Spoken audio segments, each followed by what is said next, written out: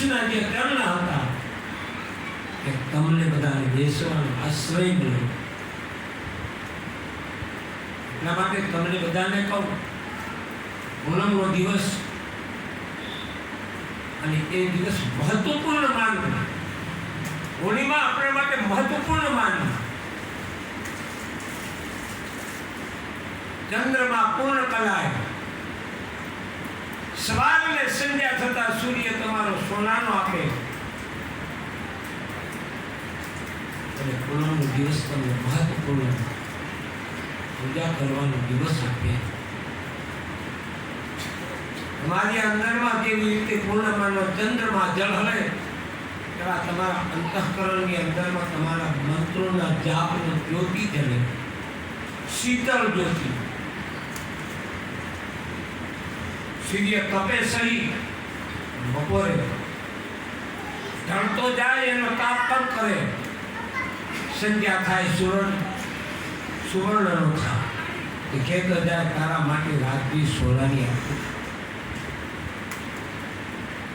સવારે ઉદય થતા એ આપે છે કે હું હવે સોનાનો ઉગ્યો છું, તારો દિવસ આખો સોનાનો તારા હૃદયની અંદરમાં ધારણ, જળહળતો દિવસ તારા માટે, જળહળતા દિવસને તારા અંતરમાં ઉતાર આ આદેશ આપે. સાહેબ પરમાત્માના જે ચિહ્નો છે, પરમાત્માના જે પ્રમાણો છે, સૌ વિશેષ પ્રકારના છે, એની આખી પ્રક્રિયા છે. ઋતુઓ ત્રણે ત્રણ આપવાની, પુનાવ આપતો પુનાવ આવી ગયો, ચોમાસું આવ્યું એટલે ચોમાસું આવી જ ગયું, શિયાળો આવ્યો એટલે શિયાળો આવી જ ગયો. પછી તમે ઉનાળાની અંદરમાં બપોરના પ્રાર્થના કરો કે શિયાળો મૂકો, શિયાળો મૂકો, તમારી તાકાત નથી. પરમાત્માની કૃપાની પરંપરા, એનો સમય આવે તમારે માંગવું ન પડે. સૂરજ ઉદય થાવ રાત્રિ દરમિયાન ગમે એટલી બૂમ પાડો, એ તમને કંઈક રાહ જો. સુબહ સવારે આવી ગઈ અવશ્ય સવાર થાય ત્યારે તમને એના હોનાનો કિરણો પહેલા આપી દે. તપે છે ત્યારે બપોર આવે, ત્યાં પછી એ તમને શાંતિના પાઠ ભણાવે છે. મારી અંદરમાં તાપ છે, મારી અંદરમાં તડકો છે, પણ સંધ્યા થતા હું તને ભૂલતો નહીં. સાહેબ તમારે વિચારવાનું, સંધ્યાના સમયે કેટલી માળા જતું છું, પૂજા કરું, જાપ કરું છું કે પછી કરું, તમારે વિચાર. પછી કોઈ બોલે કે ભાઈ તમે પૂજા કરતા કે બહુ કરું છું, હવાનો દીવો જગાડી મોડું થાય ત્યારે કહેતો જાઉં છું કે એકાદ માળા ફેરવી દઈએ, બીજો કોઈ માળા ફેરવીને તમને મળી જાય ત્યારે તમારે શું કંઈ કરવાનું જ નહીં સાહેબ. ત્યાં બેઠા કહી દે કે અમારી માળા તો ગુરુ ફેરવે છે, વાંધો નથી. એમની પાસેથી અમારો ભાગ કરીએ છીએ, આની પાસેથી ભાગ કરીએ. આમાં ભક્તિમાં કોઈનો ભાગ આવતો તમે કરો તમને મળવાનું, અને ન કરો તો જીરો. સાહેબ પૂજા ન કરો તો તે દિવસનો તમારો આખો દિવસ જીરો. માળા ન ફેરવી તો આખા દિવસનો જીરો. કરશો તો તમારા હાથમાં બાજી. સાહેબ તમારી પાસે ઘણો બધો ટાઈમ છે, પણ તમે બહારના કાઢવાના તો બહુ ઉસ્તાદ છો. મનોજીવન સિવાય બીજું કોઈ આ જગતની અંદર બહુ ઉસ્તાદ નથી. જૂઠું બોલવાના બધા એક કામ. આમાં કંઈ બધા ગધેડા કૂતરા બિલાને પૂછવા જેવું નહીં પડે કે આ માણસ કેવો છે, એને ખબર છે. બાંધી દીધા પછી મારું ઘાસ નાખવા આવે છે એમ કરી સાંજે દેખાય. બોલો જોયા કરે રાખ્યા ઘાસ બાજુ પણ ગાડી નાખે, કોણ બાંધી દીધો નાખે, સીધ છૂટવું. પરાઈ જિંદગી આ પ્રમાણેની દુઃખ આપે છે, પણ કરેલા કર્મનું ફળ એની અંદરમાં બેઠું છે. કયા ભવે શું કર્યું એ ખબર નથી, બાકી વ્યવસ્થા આ યાદ છે. આ જ વ્યવસ્થા કૂતરા, બિલાડા, ગધેડા, ઊંટ, હાથી, બેલ જે જો બધામાં એક સરખી વ્યવસ્થા છે. એના મસ્તકની અંદરમાં જ બધું બેસાડેલું. આ એના મસ્તકમાં બધું બેસાડ્યું. કાન એમાં બેસાડ્યા, નાક એમાં બેસાડ્યું, આંખો એમાં બેસાડી, મોઢું એમાં બેસાડ્યું. બીજું લેવડ દેવડ ને ચાલવાનું એટલું જ પદાર્થ બધું બાકીનું કામ. બાકીનું મહત્વપૂર્ણ કામ તો આમ જ બધું બેસાડ્યું. શું કામ? શેઠીઓ એમાં છે, શેઠ એમાં છે, એમાંથી વેપાર કરે છે, એમાંથી બધાને કામે લગાવી દે છે. આંખને કે જોવા લાગો, કાનને કે સાંભળવા લાગો, મુખને કે બોલવાનું ચાલુ કરી દે, વાંધો નહીં. અને હાથને આદેશ આપી દે, જેવું દેવું હોય તો કરવામાં ભૂલ થાય છે. અને ટાટિયાને કે માંગવા જેવું માંગ્યા, દેવ દર્શને જોવું તો ચાલવા પણ આદેશ થાય છે ને. આદેશ એનો અંદરવાળો થયા વિના તમે ઘરમાંથી બહાર નીકળી જશો. એ કે જો પૂર્ણ આવી હવે ગુરુ દરબારમાં જવું જોઈએ એવો મનની અંદરમાં ભાવ ઊભો થાય. અને કેટલાક બાનું કાઢી દે. ગઈ પૂર્ણમે ગયા હતા, આ વખત ન જોઈએ, ચાલશે, બીજી પૂર્ણમે જઈ આવશે, કઈ વાંધો નહીં. ભગવાન કે આ વખતે ન ભેગો થાવો, આવતી વખતે તું આવીશ તો દેખા જાય. એ શું કામ કે આવતી વખત તું આવીશ ત્યારે દર્શન દે છે. જે તું આવે તો દેખા જાય, તો દર્શન થઈ જશે. તમે બાનું કાઢો તો ભગવાન એમ કહે કે વાંધો નહીં, તે જેવું બાનું કાઢ્યું છે એમ આવે ત્યારે દેખા જાય. તો આવીશ તો દેખી લઈશ, આમ જઈએ તો દર્શન થઈ જાય. થાય તો નહીં. દેવ દર્શન કરવા જઈએ તો ભગવાન કોઈ દિવસ ત્યાંથી ઊભા થઈને મંદિરમાંથી ઊભા છે, ભાગમાં નથી રાખતા. કેન્દ્રનો આવ્યો નતો ને ત્યારે શું તમારે આવું થાય? તમે બોલાવ્યા કોઈ ના આવ્યું તો આવ્યા પછી વઢવા લાગો છો. પૂરો ધજાવાળો વઢે છે. બોલો, તમે કેમ કર્યું કે કાલે પંથી મારે ભગવાનને દર્શન કરવા જાવ છે, પણ ઘરમાં દીકરીનો જમાઈને આવી જાય બધું. બીજે દિવસે જાઓ તો બોલો વઢવાવાળો વઢે છે કે તારો દીકરીનું દીકરો જમાઈ આવી જાય એટલામાં તો મારા દર્શન જ ભૂલી ગયો. કહ્યું છે તમે જાઓ તો એ આશીર્વાદ જ આપવા. ગુરુ દરબારમાં જાઓ તો આશીર્વાદ જ મળવાનો. દેવ દર્શનના પગથિયા ચડ્યા એટલે માની લેવું કે આપણું કલ્યાણનું સાધન અહીંયા કરી દેવાનું ઉદ્ધાર છે. શું કામ? કે જ્યાં તમારો દેવ બેઠો છે. આપણે જાણીએ તે મૂર્તિ છે, મૂર્તિ નહીં, જાગૃત દેવ છે. કારણ કે પ્રતિષ્ઠા થાય એને કહેવાય છે પ્રાણ પ્રતિષ્ઠા. શું કહેવાય? પ્રાણ પ્રતિષ્ઠા. ભગવાનની મૂર્તિ બનાવતી વખતે મૂર્તિ બનાવવાવાળો પગ મૂકીને ઘડતો હોય છે, પણ જ્યારે મૂર્તિ ત્યાંથી પાછળ લાવીએ ત્યારે એને દૂધમાં સ્નાન કરાવાય, દૂધમાં સ્નાન કરાવાય. આ બધા પંચભૂત પંચ તત્વો અંદરમાં મેળવવામાં આવે, દહીં, દૂધ, ઘી, સાકર બધું. અને પછી એનાથી ભગવાનને સ્નાન કરાવે. પછી ગંગાજળ, આ જળ થોડુંક હોય તો નદીમાંથી ગંગાજળ ભેગું કરી ભગવાનને સ્નાન વ્યવસ્થિત સ્નાન થયા પછી મખમલ વસ્તુ કોરાથી ભગવાન ઉપરના જે છાંટા હોય આ હોય પરમાત્માને તિલક મંત્રોનો ઉચ્ચાર થાય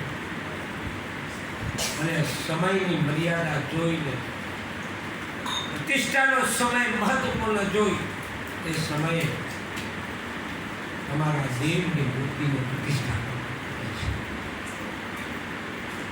મંત્રો ઉચ્ચાર કરીને ભગવાનને બિરાજમાન કરવાનું.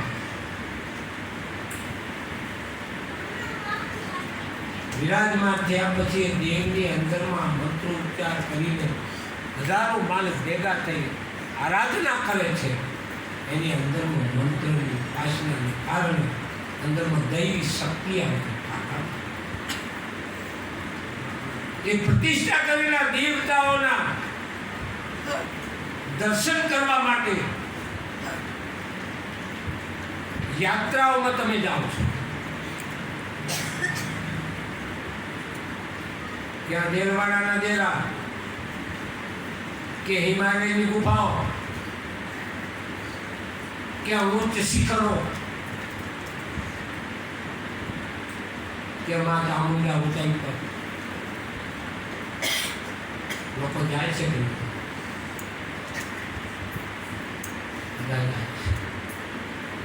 તમને ખબર છે તકલીફી છે, છતાં પણ તમે દર્શન માટે પહોંચી વળો. તમારો દેવ તમને આકર્ષે છે, કારણ કે તમારી અંદરમાં જે આત્મા છે, જે આત્મા અંદર બેઠો છે, નારીમાં ચાહે પુરુષમાં, એની એક પ્રકારની વૃત્તિ છે. આંખ છે તો આંખને જોવાની પ્રક્રિયા, મુખ છે બોલવાની પ્રક્રિયા, ખાવાની પ્રક્રિયા, નાક છે શ્વાસની પ્રક્રિયા, કાન છે સાંભળવાની પ્રક્રિયા. અને આ બધી જ વ્યવસ્થા બીજામાં પણ મૂકી, બીજા પશુ પંખીમાં પણ મૂકી, પણ બધાના શરીરની પ્રકૃતિનો ફેરફાર છે. તમારી શરીરની પ્રકૃતિ કોણ? પશુ પંખી જીવ જનાવરની प्रकृति को दी है। तुम्हारी रैली कुछ और है, तुम्हारी जिंदगी कुछ और है, तुम्हारू जीवन कई जुदू है। आहार निंद्रा भय मैथुन में बधा जीव जीवे पण एथी पण परे ए मनुष्य शरीर ની અંદર મોટા સાહેબ દેવતાઈ શરીર બનાવવું હોય તો બનાવી શકાય, દેવ શરીર બનાવવું હોય તો બનાવી શકાય। આ શરીરમાં તાકાત છે, એક આસને તમારે 10 કલાક બેસવું બેસી શકાય, एक आसन में 24 कलाक बेसવું तो बेसी शकाय, एक आसन में 15 दिवस सुधी एक आसन मारी बेसी શકો बेसी शकाय। एवी ताकत आ मनुष्य देहनी अंदर आ शरीर ने तमे श्वास थी आहार आपी 15 दिवस सुधी टकावी શકો છો। प्राणમાંથી आहारनी देह ने टकावानी तमारामां ताकत छे। अजर ताकत परमात्मा ए तमने मानव देहनी अंदर आपी छे। अने भक्तिनुं बीज जे छे ए साहेब आ भव जतो रे गमे एटला भव जाय छतां पण आ भक्तिनुं बीज पलटातुं नथी। कबीर साहब कहते कि युगो बीती जाए, जन्मालाओ जाए, भक्ति बीज पलटे नहीं जो जुग जाए अनंत। ऊंच नीच कर जाए क्या अवतार लहे कि आखिरी संत के संत आत्मा संत। आ अंदर रहेलो आत्मा जे छे ए आत्मा संत छे। केवी रीते? तमे चोरी करवा जाओ त्यारे तमे पोते समझो छो चोरी करो, तमे दान आपो छो त्यारे तमे पोते समझो छो दान आपो छो, तमे गाळो बोलो छो त्यारे तमे पोते समझो छो गाळो बोलो छो।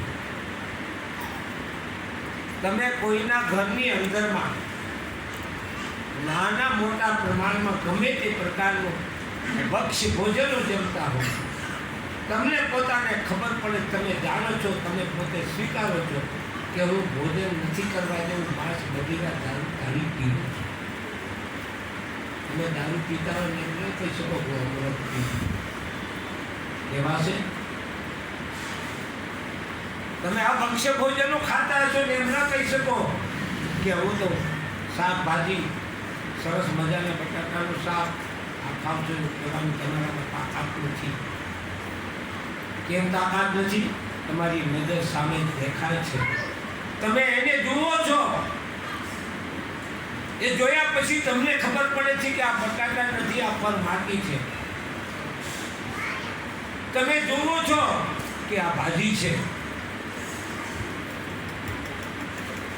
તમારી આંખની અંદરમાંથી આવતું એક દિવ્ય તેજ છે, એ તેજ પસંદ કરે છે. કદાચ તમારી આંખો કઈ છે પણ તમે આમ કરીને મુખમાં નાખો, તમને તરત ખબર પડે ખાવાનું છે. ખારાને દેખવાની જરૂર હોતી નથી. બીજું આમ દેખાય પણ ચાખ્યા વિના કેટલું ખારું છે ખબર ન પડે. મસ્તકની અંદરમાં પરમાત્માએ આ બધા વિધાન મૂક્યા, અને આ વિધાન એટલા માટે મૂકેલા છે કે તમારી જિંદગી આનાથી સફળ થાય. સાહેબ, હાથમાં પગમાં આંખો મૂકીએ કેટલી મુશ્કેલીઓ ઊભી થાય. તમારે ધ્યાન ધરવું હોય તો આમ બોલવાનું, અહીંયા દબાવવાનું, માથામાં ધ્યાન કરવાનું. આવું કંઈ શક્ય નથી. અહીંથી દ્રષ્ટિ ઉપર સુધી કેવી રીતે લઈ જાય? અહીં ખભામાં બેહાડી હોય આંખો તો કેટલી મુશ્કેલીઓ ઊભી થાય. ખાવાનું છાતીમાં સીધું બનાવ્યું તો કેટલી મુશ્કેલી ઊભી થાય. કેવું નાખો ખબર નહીં. અહીંયા તો જીભને તરત ખબર પડે ખારું છે ન ખવાય, ખરાબ છે ન ખવાય. તરત જ ખબર પડે કે બધું સાધન આટલામાં મૂકી દીધું, એક નાની એવી ખોપડીની અંદર. સાહેબ, શરીર કેવડું મોટું અને આરાધના કેટલામાં મૂકી. આખા શરીરનું આખું તંત્ર કેવું મૂકી દીધું. તમારા એકલામને બધાને આવું આપ્યું. બળદ, ગાય, ભેંસ, હાથી જે કોઈ એને તમે સાહેબ બીજું ગમે તે આપો ને એને ખાવા જેવું ના હોય તો તરત ખાય જ નહીં. આમ ઊંઘી લીધું, ખાતું પૂરું. તમે દારૂ પીવા, ગાયને તમે ભેંસને દારૂ આપો, પીવે? એને શું એની અંદરમાં કર્યું છે? તમારા બળદિયાઓને